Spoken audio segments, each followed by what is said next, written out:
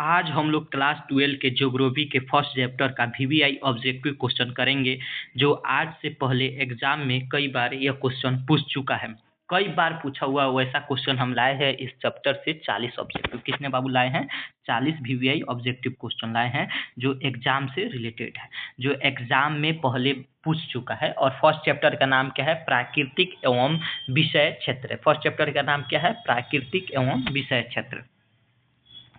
प्राकृतिक एवं विषय क्षेत्र फर्स्ट चैप्टर का नाम है। और देखिए बाबू लोग, पहला क्वेश्चन है कि मानव भूगोल का जनक किसे कहा जाता है? जो मानव भूगोल है उसका कोई ना कोई तो जनक होगा, तो मानव भूगोल का जनक किसे कहा जाता है? कॉल रिटर को, कि फ्रेडरिक रैटसेल को, हेल्महोल्ट्ज को, या बेलास को? तो देखिए बाबू लोग, जो मानव भूगोल का जो जनक है उन्हें किसे कहा जाता है? बाबू लोग, मानव भूगोल का जनक किसे कहा जाता है? फ्रेडरिक रैटसेल को। अब यानी option number B correct answer होगा। कौन होगा बाबू? ऑप्शन नंबर बी इसका करेक्ट आंसर होगा। ठीक है बाबू लोग, देखिए अब जो ये मानव भूगोल है, ये किससे हम लोग भूगोल पढ़ते हैं तो किससे रिलेटेड होता है? हमारे पर्यावरण से। भूगोल के बारे में हम किससे पढ़ते हैं? हमारे पर्यावरण से के बारे में पढ़ते हैं भूगोल में हम लोग। आगे बढ़िए बाबू लोग, 2 नंबर क्वेश्चन देखिए। 2 नंबर क्वेश्चन में कह रहा है कि मानव भूगोल किसका अध्ययन कराता है? अभी तो हम आपको बताए हैं कि मानव भूगोल जो होता है वो पर्यावरण के बारे में बताता है। देखिए क्या बोल रहा है कि केवल प्राकृतिक तत्वों के बारे में नहीं, भूगोल तो तत्वों के बारे में नहीं बताता है, भूगोल तो पर्यावरण के बारे में बताता है। यानी कि ये ऑप्शन तो नहीं होगा। ठीक है, ये ऑप्शन नहीं होगा। केवल आर्थिक गतिविधि पर भूगोल हम लोग को आर्थिक गतिविधि के बारे में बताता है? नहीं तो बताता है। आर्थिक के बारे में भूगोल काहे के लिए आपको बताएगा? यानी मानव एवं पर्यावरण के संबंध, यानी पर्यावरण के बारे में बताता है। यानी option number C correct answer हो जाएगा। आगे बढ़िए, जैसे कि क्वेश्चन कर रहा है कि 3 नंबर क्वेश्चन देखिए बाबू, का बोल रहा है 3 नंबर क्वेश्चन के मानव भूगोल शब्द का सर्वप्रथम, यानी कि मानव भूगोल का जो है ना उस शब्द का सर्वप्रथम प्रयोग किसने किया था? यानी कि इसका जनक कौन था? रैटजेल था। यानी कि इसका प्रयोग भी कौन किया होगा? सबसे पहले रैटजेल ने ही किया होगा। यानी option number B correct answer इसका हो जाएगा। कौन हो जाएगा बाबू? ऑप्शन नंबर बी इसका करेक्ट आंसर हो जाएगा।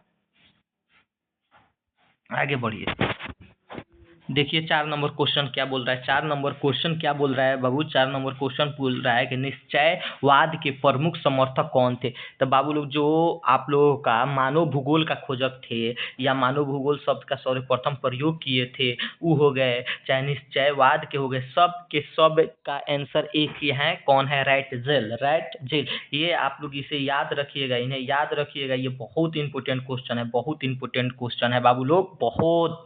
आगे बढ़िए, तो क्वेश्चन उससे लड़ता है। अब देखिए 5 नंबर क्वेश्चन का बोल रहा है कि संभववाद यानी निश्चयवाद के हम देख लिए, तब संभववाद के प्रवर्तक किन्हें कहा जाता है? तो बच्चा क्या सोचेगा कि मार दीजिए सब में रेड जेल आएगा? नहीं बाबू, निश्चयवाद आएगा तो वो आएगा, लेकिन संभववाद आएगा तो इसका करेक्ट आंसर कौन होगा? संभववाद का करेक्ट आंसर कौन होगा? बेलाश होगा। यानी option number B correct answer होगा। ये बाबू लोग गलती से भी नहीं मारिएगा रेड जेल। आगे बढ़िए, 5 नंबर क्वेश्चन, 6 नंबर देखिए क्वेश्चन क्या बोल रहा है कि प्राकृतिक सलाहकार है, शासक नहीं। यह कथन किसका है? जो यह कथन है कि आप प्राकृतिक सलाहकार है, आपके कोई राजा नहीं है। ठीक है, यह किसका कथन है बाबू लोग? कि ये प्राकृतिक सलाहकार है, कोई राजा नहीं है। यह कथन है बैलाश का। किनका है कथन बाबू लोग? यह कथन है बैलाश का। अब देखिए, मानव भूगोल का प्रमुख विषय वस्तु क्या है? भूगोल का प्रमुख विषय वस्तु क्या है? मानव भूगोल का प्रमुख विषय वस्तु क्या है? पृथ्वी की संरचना करना नहीं। मानव भूगोल का प्रमुख वस्तु क्या है? पर्यावरण से संबंधित है। यानी मानव और पर्यावरण का संबंध। यानी option number B correct answer होगा इसका। Option number B correct answer होगा। देखिए 8 नंबर क्वेश्चन कर रहा है मानव भूगोल की, क्या कह रहा है बाबू लोग? मानव भूगोल की प्रकृति कैसी होती है? भूगोल की, अब आ गया ना, मानव भूगोल की प्रकृति कैसी होती है? तो देखिए सामाजिक विज्ञान, हाँ समाज के बारे में तो बताता है मानव भूगोल। मानव भूगोल ही है तो समाज के बारे में बताएगा ही। और दूसरा का प्राकृतिक विभाजन। देखिए भूगोल है तो प्राकृतिक के बारे में आपको अध्ययन तो करना पड़ेगा। भूगोल मुख्य रूप से प्राकृतिक के बारे में अध्ययन कराता है। यानी कि आप कह सकते हैं सामाजिक विज्ञान भी, प्राकृतिक विज्ञान भी, यानी कि सामाजिक और प्राकृतिक दोनों। यानी option number C correct answer इसका होगा। कौन सा आंसर होगा? Option number C correct answer होगा। Option number C correct answer. आगे बढ़िए भाई लोग, भाई लोग आप लोग बस ये ऑब्जेक्टिव देखिए और एग्जाम देने जाइए, डिट्टो क्वेश्चन आएगा। मानव भूगोल का संबंध किससे है, ये भी पूछ सकता है कि मानव जो भूगोल है उसका संबंध किससे है। तो मानव भूगोल है तो मानव भूगोल है तो मानव क्रिया से संबंध तो होगा ही। हम तो आपको पहले ही बताए हैं कि जो भूगोल है, मानव भूगोल है, मुख्य रूप से पर्यावरण से संबंधित होना ही चाहिए, यानी कि पर्यावरण भी होगा, यानी कि ऑप्शन नंबर सी इसका करेक्ट आंसर हो जाएगा, सी। ठीक है बाबू, समझ गए लोग ना। आगे बढ़िए, देखिए 10 नंबर क्वेश्चन क्या बोल रहा है, पर्यावरण निश्चयवाद का संबंध किससे है। मानव भूगोल जो हो गया, पर्यावरण निश्चयवाद, सब एक ही चीज से संबंध है, यानी किससे है बाबू लोग, पर्यावरण से। किससे है बाबू लोग, option number B correct answer, यानी किससे है संबंध, पर्यावरण से संबंध है। 10 नंबर हो गया। 11 नंबर क्वेश्चन देखिए, मानव प्राकृतिक का दास है, मतलब मानव जो है वो प्राकृतिक का दास है, यह विचार किस सिद्धांत से जुड़ा है। जो ये सिद्धांत दिया गया है, मानव प्राकृतिक का दास है, यह विचार किस सिद्धांत से जुड़ा हुआ है, बताइए बाबू। संभववाद जो आप लोग को हम बताए हैं, इसके बारे में बताए हैं, बेलास जी थे नौ निश्चयवाद के बारे में, निश्चयवाद के बारे में आपको बताए हैं, रेडजेल जी थे। व्यवहारवाद जो ये कथन है, यह कथन किससे संबंधित है बाबू लोग, कथन किससे, तो निश्चयवाद जो कि रेड जेल दिए थे आप लोग का, रेड जेल कौन दिया था, रेड जेल दिए थे, रेड जेल उसी से संबंधित है। रुको और जाओ निश्चयवाद किससे संबंधित है, रुको और जाओ, ये निश्चयवाद किससे संबंधित है बाबू लोग, रुको और जाओ निश्चयवाद किससे संबंधित है। हम लोग आ गए आप लोग का 13 क्वेश्चन, पहले 12 नंबर क्वेश्चन छोड़ ही दिए थे लोग, 12 नंबर क्वेश्चन देख लिए। 9 निश्चयवाद के प्रतिपादक कौन थे। निश्चयवाद को तो हम लोग जानते थे कि रेड जेल थे, तो 9 निश्चयवाद के कौन थे बाबू, इनके हो जाएंगे ग्रिफ्ट टेलर, ऑप्शन नंबर एक करेक्ट आंसर इसका होगा। ठीक है बाबू लोग, आगे 13 नंबर क्वेश्चन आइए। 13 नंबर क्वेश्चन क्या बोल रहा है, रुको और जाओ निश्चयवाद किससे संबंधित है बाबू। जो नौ निश्चयवाद है ना, उन्हीं से संबंध है, रुको और जाने दो। कौन हो गए बाबू, टेलर जी हो जाएंगे, टेलर। कौन हो जाएंगे बाबू लोग, आप लोग का हो जाएंगे टेलर। बाबू ऐसा क्वेश्चन जो होता है ना, बहुत एग्जाम में पूछता है कि आदमी फंसे, एग्जाम क्या चाहता है एग्जाम में कि बच्चा सब फंसे और उनसे क्वेश्चन गलत हो कि हम कम नंबर दे, लेकिन आप लोग को फंसना नहीं है, हम आप लोग को तोता के तरह एक एक चीज को याद कराएंगे ऑब्जेक्टिव है। ये बाबू 14 नंबर क्वेश्चन पढ़िए, क्या बोल रहा है कि मानव भूगोल का अध्ययन किस स्तर पर किया जाता है। जो मानव भूगोल है, मानव भूगोल का अध्ययन किस स्तर पर किया जाता है, तो मानव भूगोल का स्थानीय स्तर पर, कि श्रेणीय स्तर पर, कि वैश्विक स्तर पर, कि सभी स्तर पर। बाबू लोग किस स्तर पर किया जाता है मानव भूगोल का अध्ययन, तो मानव भूगोल एक ऐसा स्तर है ना, भूगोल के बारे में हम कहीं भी जाएंगे, किसी भी स्तर में रहेंगे, उसका अध्ययन करना ही है, यानी option number D correct answer हो जाएगा। आगे नंबर 15 नंबर क्वेश्चन देखिए बाबू, संस्कृत का निर्माण किसने किया था। जो संस्कृति हमारी है उसका निर्माण किसने किया था, जो हमारी संस्कृति है इसका निर्माण कैसे हुआ था, प्राकृतिक से, कि मानव से, कि जलवायु से, कि मिट्टी से। बाबू बताइए इसका करेक्ट आंसर कौन सा होगा। मानव ने कुछ भी चीज का निर्माण मानव ने करेगा, अगर हम लोग संस्कृति कैसा है, हम लोग का व्यवहार कैसा है, इसका निर्माण प्राकृतिक थोड़ी करेगा, इसका निर्माण खुद मानव ही करेगा। समझो तारा जानू बाबू लोग, देखा जा जैसे कि हमनी के बानी जान तो सड़क बनावत जान तो हमनी के जरूरी बा, हमनी के संस्कृति से रिलेटेड बा। केहू के घर पश्चिम में खुलेला, केहू के उत्तर में खुलेला, तो ये सब मानव ही बनैले बा। 16 नंबर क्वेश्चन देखा जाए। 16 नंबर क्वेश्चन कहता है कि मानव भूगोल के एक प्रमुख शाखा कौन सी थी। जो मानव भूगोल है जिसके बारे में हम लोग चर्चा कर रहे हैं, मानव भूगोल के बारे में, कि इसके मानव भूगोल के बारे में इसकी प्रमुख शाखा कौन थी। जनसंख्या भूगोल, की कृषि भूगोल, की आर्थिक भूगोल, की उपयुक्त सभी। बाबू 16 नंबर क्वेश्चन के आंसर कौन होगा, कि भाई जनसंख्या भूगोल के बारे में जानना ही है, कृषि तो भूगोल है तो कृषि से रिलेटेड होगा, आर्थिक भूगोल, यानी ऑप्शन नंबर डी इसका करेक्ट आंसर हो जाएगा। हम देखते हैं 17 नंबर क्वेश्चन का। 17 नंबर क्वेश्चन कर रहा है, मानव भूगोल का मुख्य उद्देश्य क्या था। मानव पर्यावरण संबंधों का अध्ययन करना। बाबू लोग मानव पर्यावरण के संबंधों का अध्ययन करना, कहीं जाना ही नहीं है। अब इसके अलावा हम लोगों को कहीं जाना ही नहीं है, पहले ही बोल दिया कि मानव पर्यावरण के संबंधों का अध्ययन, यानी जो पहले ही हम लोग का पर्यावरण के बारे में बोल दिया है, तो कुछ समझना ही नहीं, बस पर्यावरण आया, मारिए ऑप्शन नंबर एक करेक्ट आंसर, आगे बढ़िए, बात खल्लास पर्यावरण के बारे में।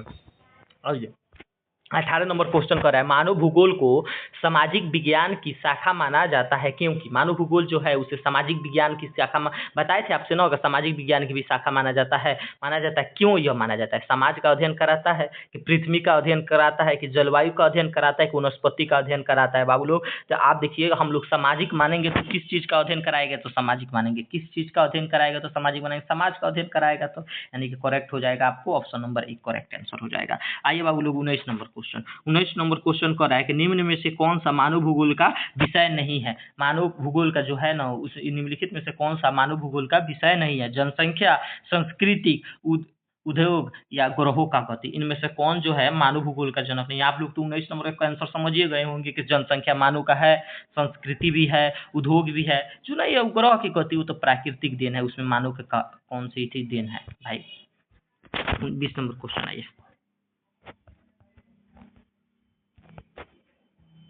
मानव भूगोल में पर्यावरण का क्या महत्व है? कोई महत्व नहीं बाबू, भूगोल का बहुत महत्व है, बहुत महत्वपूर्ण महत्व है, यानी कि इसका correct answer option number C हो जाएगा कि बहुत महत्वपूर्ण है। अब इस बात में मानव भूगोल में कोई महत्व नहीं है, भूगोल का कोई महत्व नहीं है आपके जीवन में, बहुत महत्वपूर्ण है। मानव भूगोल का विकास किस शताब्दी में तेजी से हुआ? जो मानव भूगोल है उसका विकास किस शताब्दी में बहुत तेजी से हुआ था? बाबू लोग किस शताब्दी में बहुत तेजी से हुआ था? मानव भूगोल का विकास किस शताब्दी में बहुत तेजी में हुआ था? 19वीं शताब्दी में बहुत तेजी से हुआ था मानव भूगोल का। ठीक है,